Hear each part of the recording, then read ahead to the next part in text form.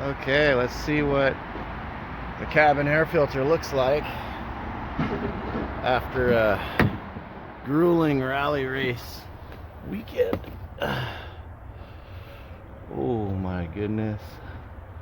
Oh, look at that. That is absolutely dreadful. Let's start with bashing it on the ground. Get rid of any, oh man.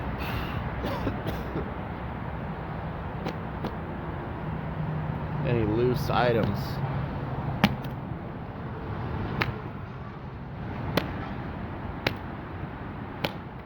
Good Lord. That thing is dirty. So here's the kit. 99 6000 for the cabin filter.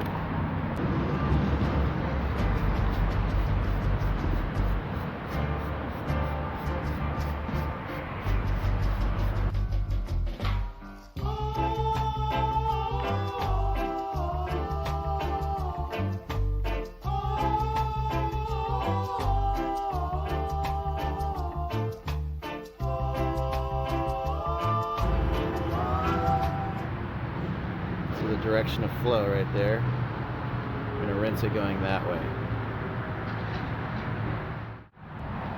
Okay, it's been 10 minutes letting this thing soak, and we're going to rinse it off now.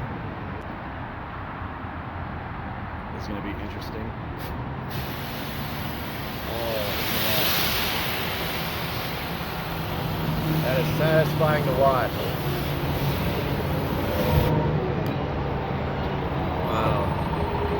That cleaned up real quick. A little view in the sun here.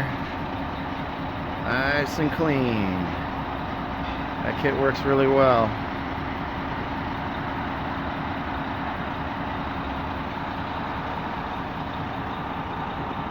So now we gotta let it kind of dry off for a while. Probably takes about 20 minutes, half an hour. You're gonna leave it out in the sun, let it dry off. But first,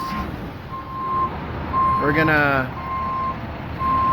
shake it off and get all the excess water off.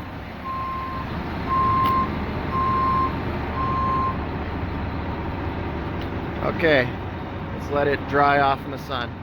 Okay, now that it's all dry, I'm gonna spray a coat of the refresher. See how nice and clean it is now? Very nice. Get some refresher on there.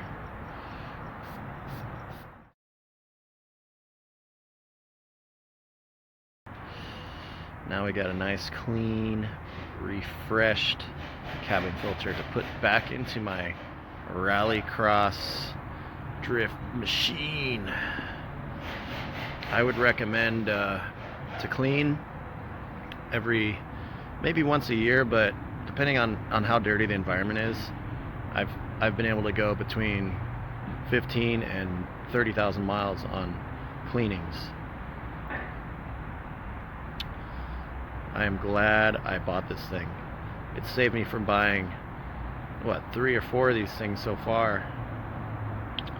So, and oh, by the way, yeah, if you're in the desert where there's a lot of dust and debris where you're at, I mean, you could end up cleaning it once every trip. So that'll save you 15 to 30 bucks per cabin filter if you all you have to do is clean it.